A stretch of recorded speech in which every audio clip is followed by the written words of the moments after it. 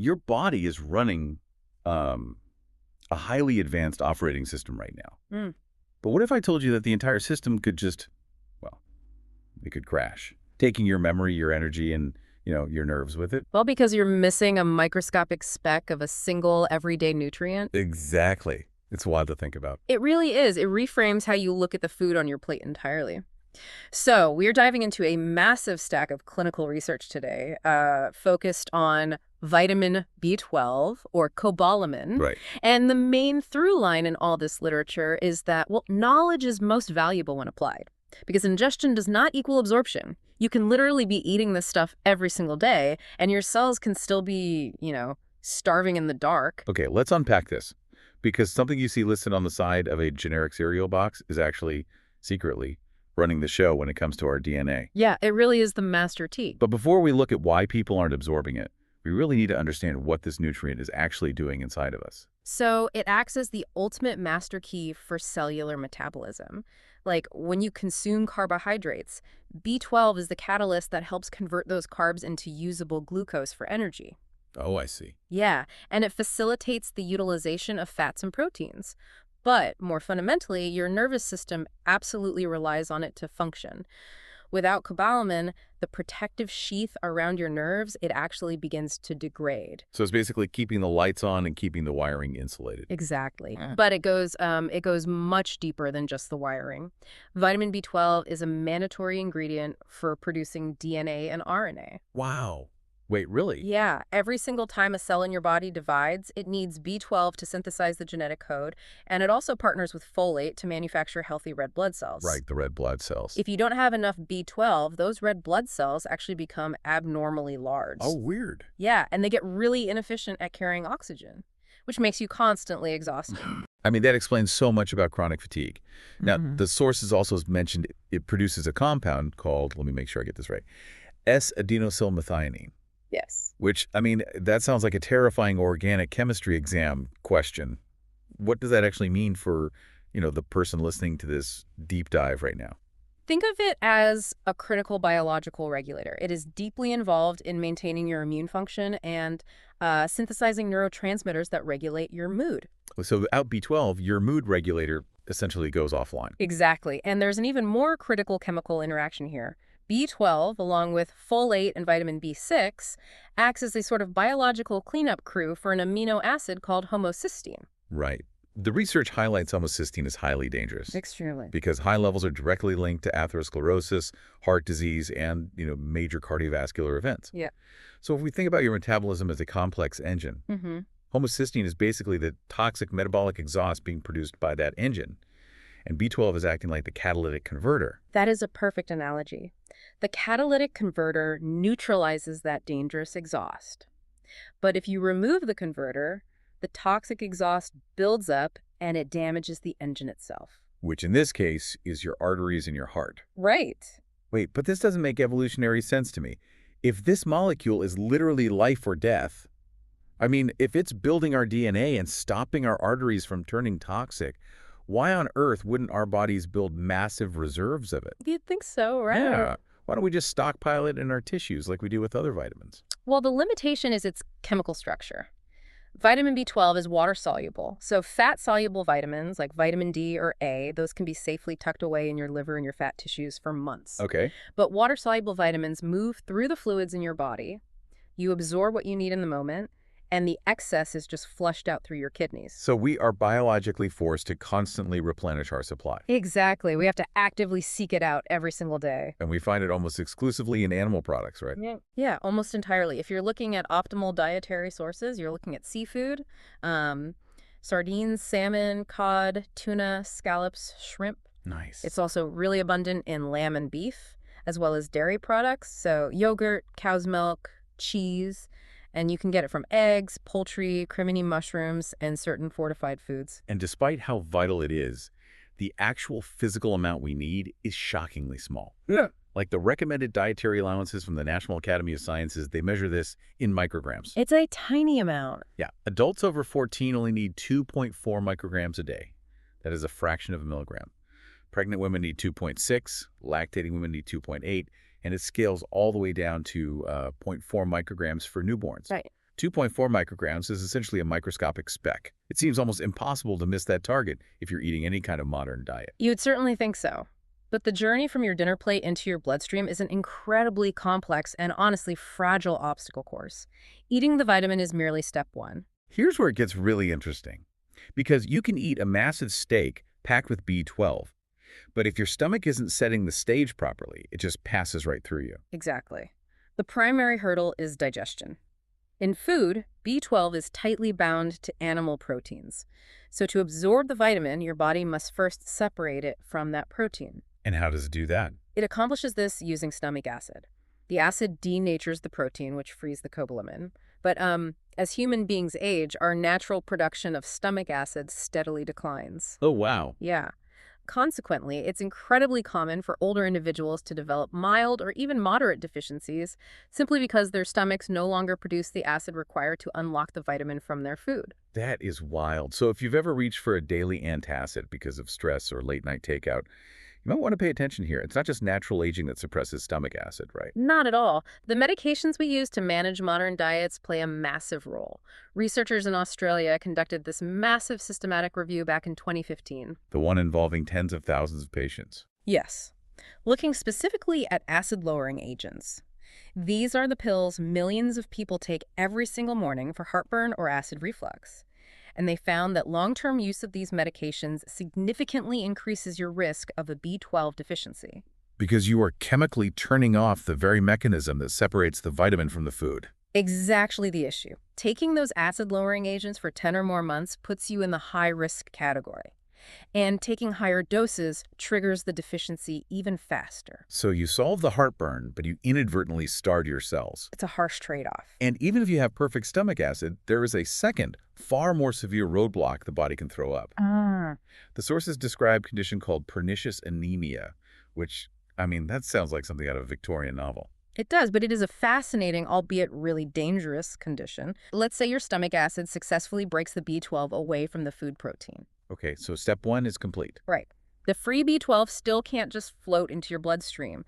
It requires a specific transport vehicle to carry it through the intestines. Like a shuttle bus. Exactly. And that vehicle is a specialized protein produced by the stomach called intrinsic factor. Pernicious anemia is an autoimmune disease where the body mistakenly attacks its own stomach cells, completely shutting down the production of that intrinsic factor. So the B12 is unlocked, it's ready to go to work, but there's no vehicle to drive across the intestinal border. The gates are just locked, and the symptoms of this are devastating. Because the nervous system is starved, patients experience profound numbness and tingling in their hands and feet, loss of physical balance, severe memory loss, Wow. confusion, and drastic mood swings. It causes a cascading failure of the metabolism leading to weight loss, diarrhea, and weakness. If left untreated, the nerve damage becomes permanent. Wait, if someone's gut is actively hostile to absorption like that, how do we fix it? Can you bypass the stomach entirely? Well, the standard protocol has always been direct medical intervention. Doctors bypass the broken digestive system by injecting B12 directly into the muscle. Right. Or by prescribing a highly concentrated prescription nasal gel. And for severe neurological symptoms, those direct shots are absolutely critical to halt the damage immediately. But the clinical research points to a much more practical long-term fix that doesn't involve weekly needles, right? Yeah, it represents a major shift in treatment. A comprehensive 2016 review out of Singapore examined patients with pernicious anemia, and they found that you can actually effectively treat them long-term using incredibly high-dose oral B12 supplements. High dose, like how much? We're talking 1,000 micrograms a day. Oh, wow. Compared to the 2.4 we normally need. Exactly. By flooding the digestive tract with such a massive concentration of the vitamin, enough of it passively diffuses into the bloodstream to meet the body's needs, completely bypassing the need for the missing intrinsic factor transport vehicle. They just overwhelm the obstacle course through sheer volume. Yes, exactly. But because this entire digestive sequence, from stomach acid to transport vehicles, is so fragile, it creates these massive hidden pockets of deficiency in the population. Right. People walking around with degraded cellular health who have no idea. And we can identify those pockets really clearly in the data. For instance, if you are eating an entirely plant-based diet right now, you are walking a dietary tightrope. Right, because of the lack of animal products. A systematic literature search covering 40 global studies published in 2014 looked at vegetarian and vegan populations. The deficiency rates are staggering. In elderly vegan populations, the deficiency rate hits 86.5%. Almost 9 out of 10. Mhm. That is wild. And the crucial detail that stood out to me in the literature was about fortified foods. A lot of people think, oh, I drink fortified almond milk or eat fortified cereal, so I'm covered. Right, they think they're fine. But the researchers explicitly noted that consuming fortified foods was not enough to move the needle. Relying on fortified processed foods simply doesn't provide enough bioavailable cobalamin. The research indicates that dedicated supplementation is the only reliable way to prevent the deficiency in a strict plant-based diet. And we see the physical consequences of skipping that supplement, right? We do. A 2012 study from Hong Kong revealed that vegetarians had a markedly increased risk of atherosclerosis, the hardening and narrowing of the arteries. Because without the B12, the homocysteine exhaust builds up and damages the pipes. The dikes become rigid. But here is the remarkable finding. When researchers gave these vegetarians a B12 supplement for just 12 weeks, it actually improved the function of their endothelium. That's the inner lining of the blood vessels. Yes, the delicate inner lining. The supplement allowed the arteries to relax, function healthily, and it measurably reduced the thickness of their carotid artery walls. The catalytic converter got installed, cleared the exhaust, and the damage began to reverse. That is phenomenal. Now, we usually associate malnutrition with starvation or being severely underweight. Does body weight actually correlate with this kind of deficiency? Counterintuitively, yes. We see a negative correlation between B12 levels and body mass index. A 2017 study comparing obese and non-obese women showed that as BMI increases, serum B12 levels actually drop. So it shatters the common illusion that consuming a high amount of calories equates to taking in a high amount of nutrition. Precisely. Because you can be consuming thousands of calories a day of ultra-processed foods that contain absolutely zero bioavailable B12. Furthermore, larger body mass may alter your metabolic demands entirely. When researchers looked at morbidly obese patients admitted to a hospital in India in 2013, an astounding 65% of them were clinically deficient in vitamin B12. 65%. They were overfed in calories, but their cellular machinery was literally starving. It's the illusion of health. And that illusion is incredibly dangerous when it comes to the elderly, too.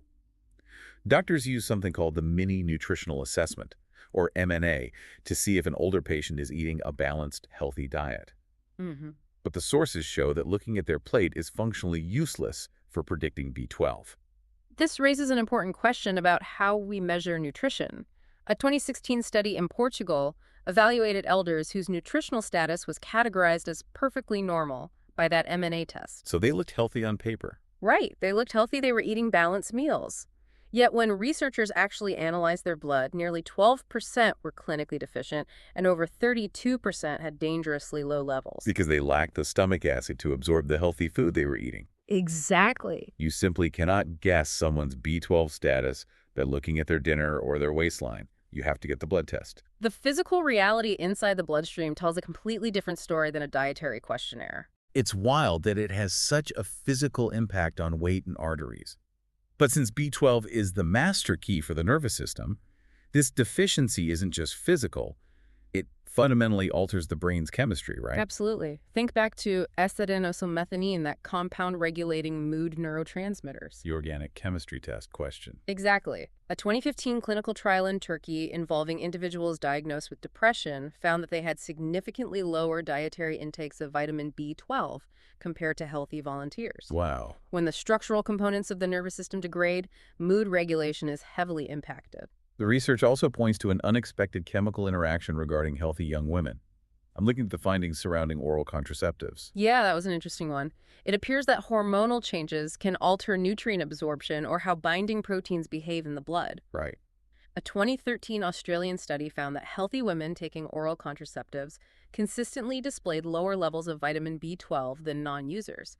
Now, the scientific caveat here is that the sample size was quite small, only 22 women. It's just 22. Right, so it's an intriguing biological signal that requires much larger cohorts to fully understand, but it suggests that manipulating hormones manipulates metabolic needs. Still, if you're on those medications, it's a metabolic variable worth keeping an eye on. And this vitamin's reach extends all the way into the structural integrity of our skeleton, doesn't it? We see a profound link in bone-tissue interaction, yeah. Okay.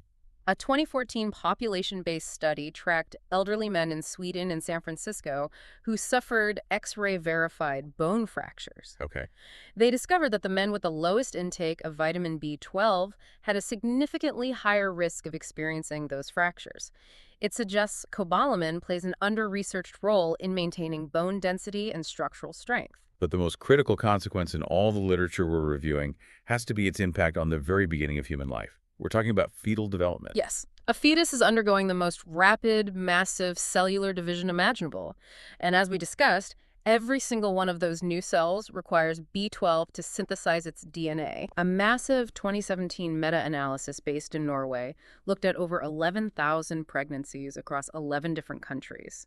And the data provided robust evidence that lower maternal B12 levels significantly increased the risk of preterm birth. Because the structural integrity of the fetal development is compromised without that DNA building block, and that triggers early labor. The exact biological trigger is still being mapped out, but the statistical reality is incredibly stark. Women deficient in B12 were 21% more likely to deliver prematurely. 21%. Yeah. And preterm birth is the leading cause of neonatal death globally. So having enough of this microscopic vitamin circulating in the mother's blood can quite literally be the difference between life and death for a newborn. It is absolutely critical. Interestingly, the data noted it didn't seem to affect the birth weight of the baby, only the timing of the delivery. Exactly. The growth rate remained stable, but the timeline was severely truncated. So what does this all mean? We've seen B12 reverse arterial hardening in vegetarians. We've seen high doses treat autoimmune pernicious anemia. And we know deficiency causes nerve damage, bone fractures, and preterm birth. It's an impressive list. It sounds like a miracle cure. Yeah. If an older person is already experiencing cognitive decline and memory loss, can we just give them a massive dose of B12 and reverse the clock? If we connect this to the bigger picture, the biology forces us to inject some harsh reality into that idea. Okay. B12 is incredibly powerful at maintaining the nervous system and preventing damage, but it is not a biological time machine. Once the physical architecture of the brain degrades, supplementation really has its limits. Cognitive reality check. We see this play out in the clinical trials on the elderly. We do. In a 2016 UK study, researchers identified over 200 older individuals with moderate B12 deficiency. They provided a supplement for an entire year. A whole year of treatment. Right. However, compared to a placebo group, the individuals taking B12 showed zero evidence of improved neurological or cognitive function. The deficiency was fixed in their blood, but their memory did not return. And researchers in the Netherlands found the exact same limitation when they tried to protect the brain from that toxic homocysteine exhaust, right? Yes, in a 2014 study, they studied nearly 3,000 older adults with elevated homocysteine levels, giving them B12 and folate for 2 full years, hoping to protect their executive function. And the result. The resulting cognitive test scores between the supplement group and the placebo group showed only negligible differences.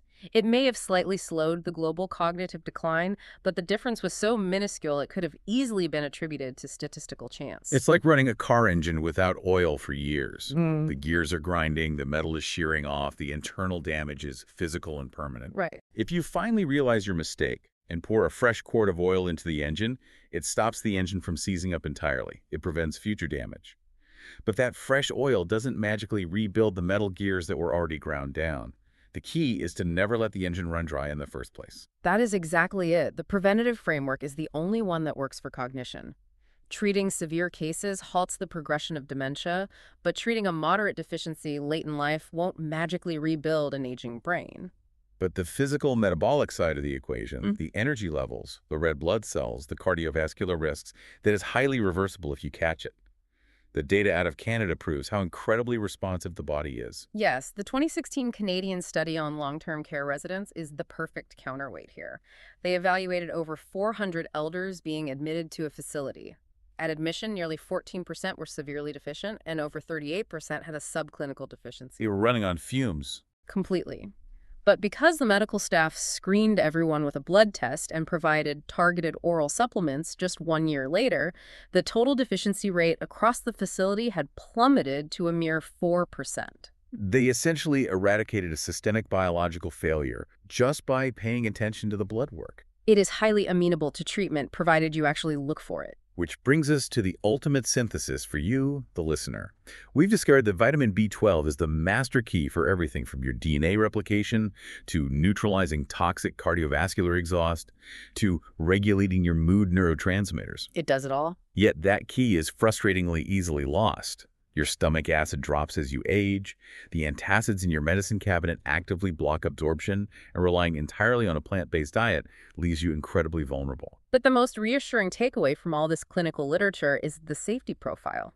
There is no known toxicity risk from dietary intake, nor are there known negative side effects from taking high-dose oral supplements. Because your body simply flushes out what it doesn't need, it is one of the safest, most impactful variables for you and your doctor to manage. So as we wrap up, I want you to think about that biological operating system running inside you right now. Are your cells getting the foundational code they need to divide and repair? Or are they quietly running out of fuel while you blame your exhaustion on just getting older? It leaves us with a truly provocative concept to consider. Human biology absolutely refuses to store this critical compound, forcing us to constantly seek it out. Yet our natural digestive machinery to absorb it fundamentally degrades as the years pass. Yeah. Modern medicine tends to treat aging as a sprawling, complex disease requiring highly engineered pharmaceutical interventions. But what if a surprisingly large fraction of the aging puzzle, the fatigue, the frailty, the cognitive slipping, is simply that our cells are slowly starving in the dark for a basic 2-microgram raw material they can no longer unlock from our food? It makes you wonder how much of what we accept as the inevitable decline of normal aging is really just a preventable software glitch. Thank you for joining us for this deep dive today. Keep questioning the consensus, keep exploring the mechanics of your own health, and definitely take a closer look at what's really fueling your system. Until next time.